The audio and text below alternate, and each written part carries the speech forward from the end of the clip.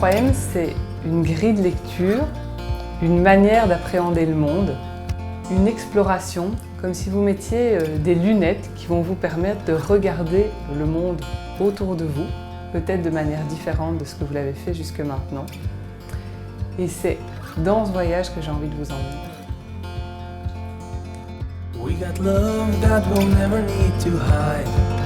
Love will always rise above. Whatever comes, we will be just fine. If I am yours and you are mine.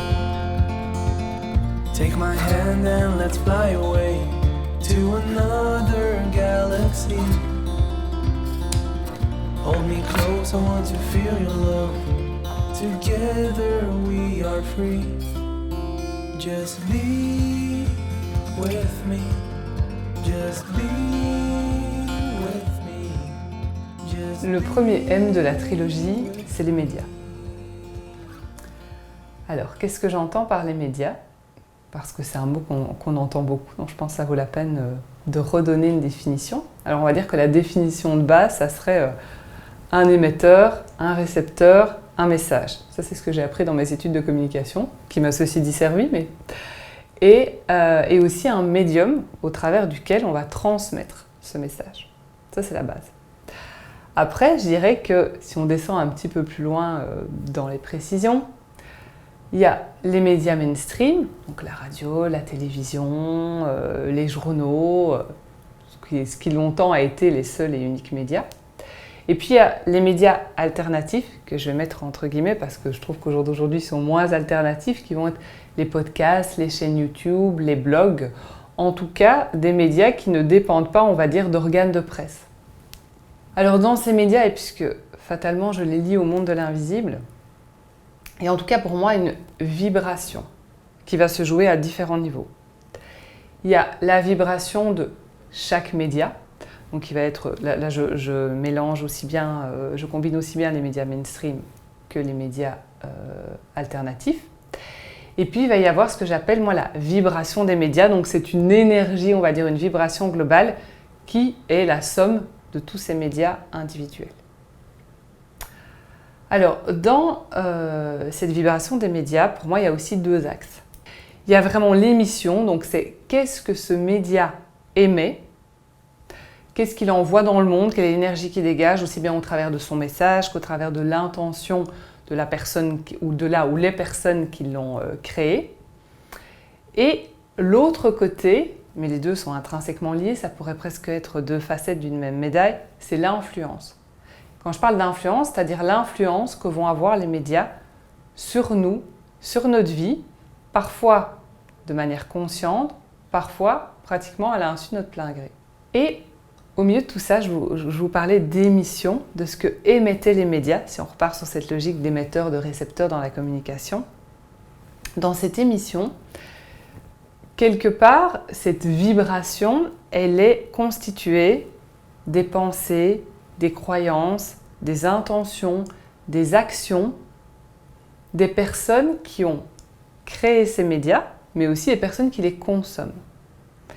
Et c'est ce que j'appellerais les égrégores des médias, en fait, qui pour moi sont intrinsèquement liés à la vibration. Et donc, les égrégores des médias sont aussi bien des égrégores positifs que des égrégores négatifs. Et donc, quand on parle de médias, je trouve qu'il y a une notion de responsabilité sur laquelle j'aime souvent insister. D'une part, on est responsable de l'information qu'on consomme, celle qu'on lit, celle qu'on écoute, celle qu'on regarde. Mais on est aussi, pour moi, et encore à un autre niveau, responsable de l'information qu'on relaie. Et là, c'est encore une autre étape, parce que ce n'est pas le cas de tout le monde, on est aussi responsable de l'information qu'on crée. Et donc, quelque part, quand on parle de cette notion de responsabilité, pour moi, on touche à la notion du sens. Le sens qu'on va mettre derrière ce qu'on fait, bien sûr, mais le sens qu'on va mettre derrière ce média. Et c'est pour ça que je trouve qu'au jour d'aujourd'hui, en plus dans la période qu'on vit de crise sanitaire depuis un moment déjà, il y a pour moi vraiment une responsabilité dans les médias, bien sûr, qu'on consomme, les médias qu'on relaie, les médias qu'on crée. Et donc c'est important au jour d'aujourd'hui d'avoir des médias qui sont porteurs de sens. Et quand je dis des médias porteurs de sens, c'est aussi des médias qui sont branchés sur la vibration de l'amour plutôt que sur la vibration de la peur. Je trouve qu'au jour d'aujourd'hui, avec cette crise sanitaire, mais c'était déjà le cas avant, on est beaucoup trop baigné dans cette énergie de peur médiatique. Si vous réfléchissez, c'est pas pour rien qu'on a appelé les médias le quatrième pouvoir. Parce que c'est certain que agir dans la sphère médiatique, de nouveau qu'elle soit mainstream, qu'elle soit alternative, peu importe, ça met intrinsèquement en jeu cette notion de pouvoir. Et du coup, je trouve que quand on parle de responsabilité, dans l'info qu'on consomme, dans l'info qu'on relaie, dans l'info qu'on crée, ici on va être plus sur l'info qu'on crée évidemment, c'est hyper important d'avoir conscience, quand on crée un média, qu'on est intrinsèquement en connexion avec cette notion de pouvoir, que le pouvoir entre en jeu. Et donc ce que je trouve hyper important quand on décide de créer son propre média, c'est d'avoir travaillé sur sa propre relation au pouvoir. Bien sûr, l'ego intervient là-dedans et je pense qu'il y a toujours une part d'ego par rapport à un média, parce qu'il y a l'ego qui entre en jeu dans l'idée de se mettre en scène, de se mettre en vidéo, de faire entendre sa voix. Et je pense que c'est important et qu'on en a besoin aussi dans la création d'un média. Par contre, ça ne doit pas être le seul moteur. Et c'est là que c'est hyper important que les personnes qui créent leurs médias aient travaillé leur relation au pouvoir, mais dans les deux sens. C'est-à-dire être certaines qu'elles ne sont pas dans une prise de pouvoir ou dans un pouvoir écrasant, mais en contrepartie, qu'elles sont tout à fait prêtes à partager, à explorer, à faire sortir leur pouvoir intérieur en fait. Parce que c'est ce pouvoir-là qui va permettre justement de créer des informations qui sont porteuses de sens.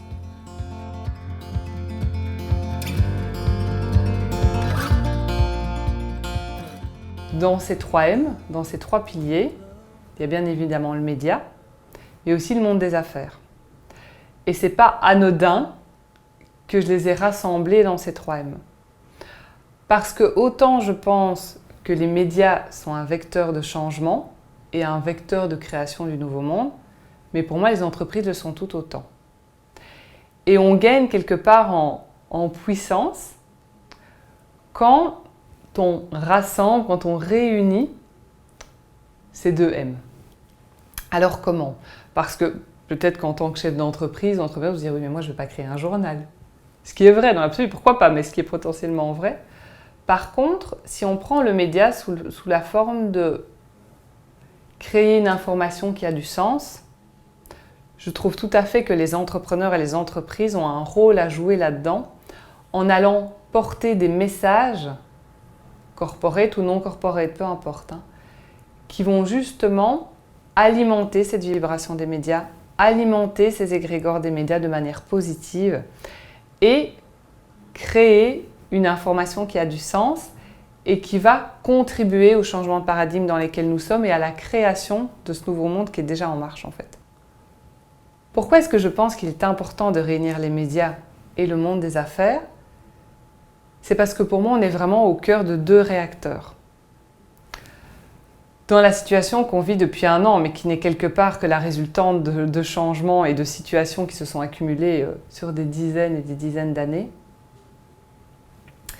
ces changements qui sont en train de se mettre en place, j'ai la croyance, je pense que je ne suis pas la seule,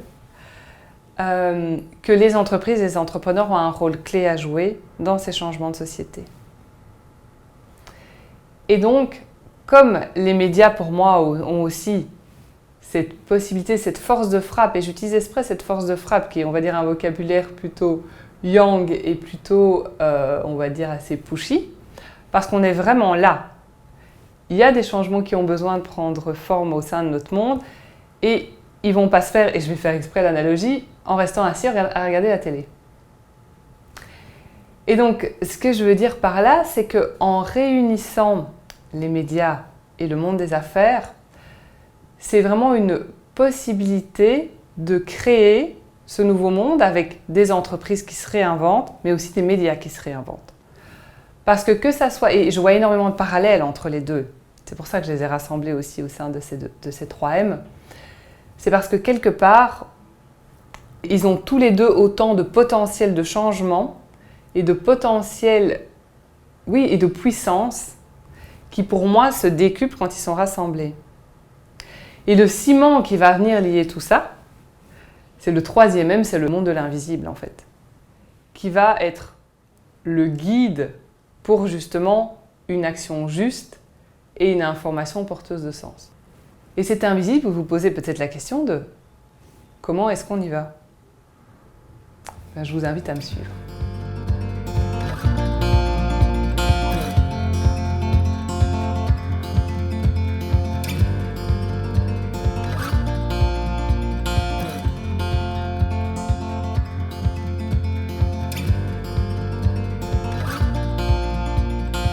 J'ai d'abord envie de parler de pourquoi on est ici en fait.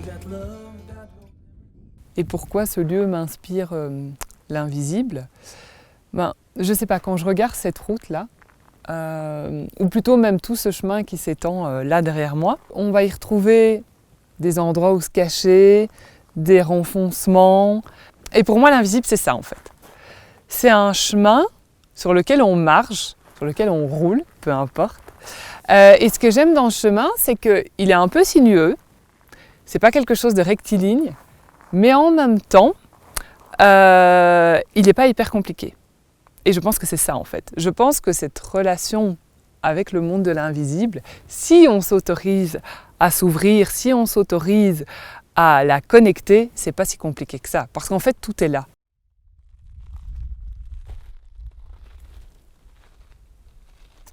Alors, cette connexion avec le monde de l'invisible, parce que c'est une question qu'on me pose souvent, c'est quoi ma connexion à moi ?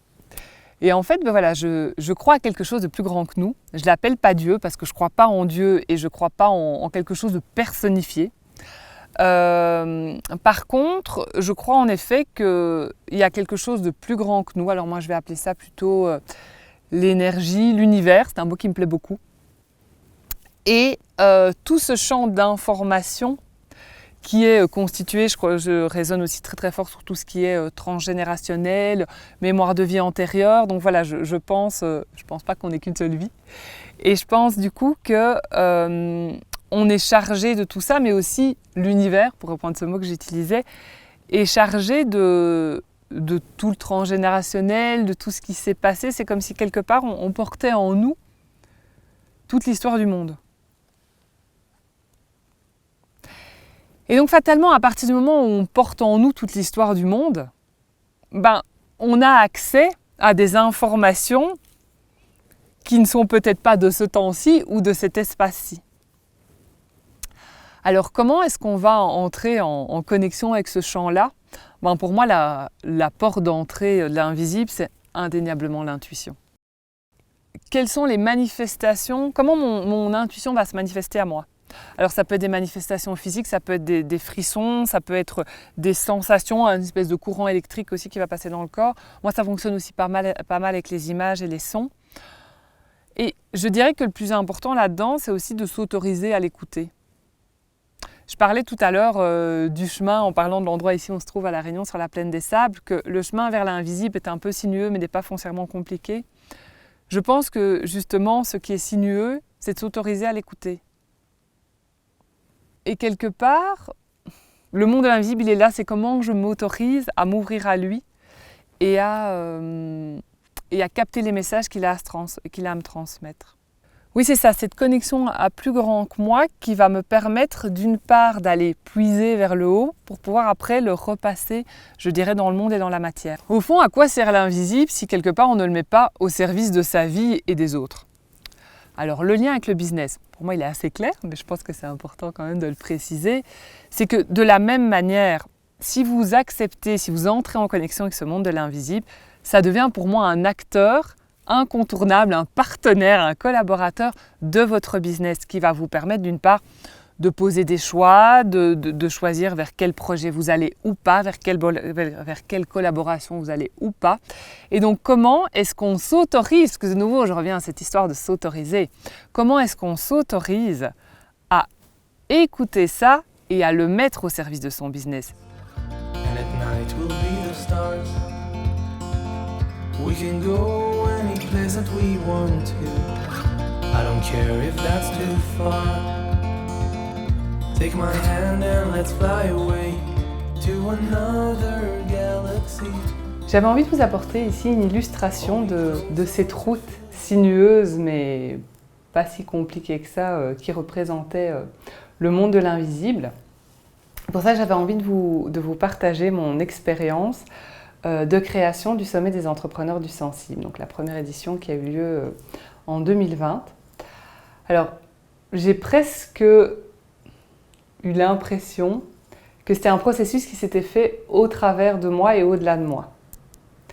Et qu'il a pu fonctionner justement parce que je me suis laissée guider, porter par mon intuition et par cette connexion à quelque chose de plus grand que moi.